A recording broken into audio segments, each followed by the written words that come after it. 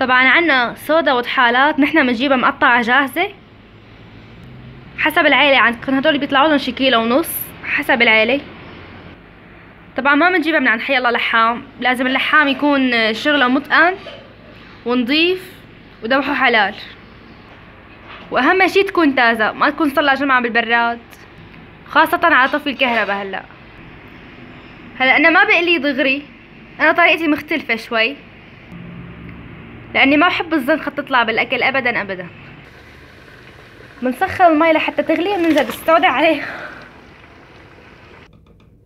هلا بنحرك شوي شوي بعد ما حطيناهم بالمي لحتى تطلع الرغوة على الوش او الزفر على الوش.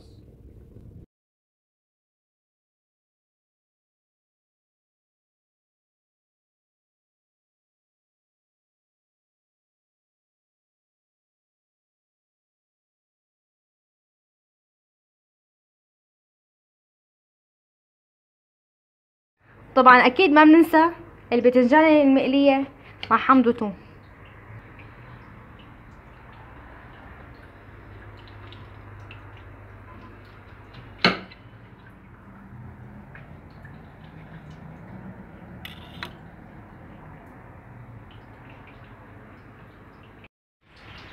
هلا بعد ما غلوا قلنا الزفر نصفيهم من مية السلق بمصفاية،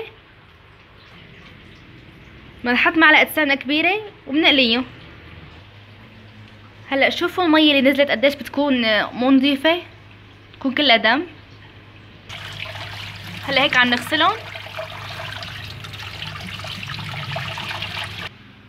هلا شوفوا شلون الباذنجان طلعت ناشفة مو غابة زيت.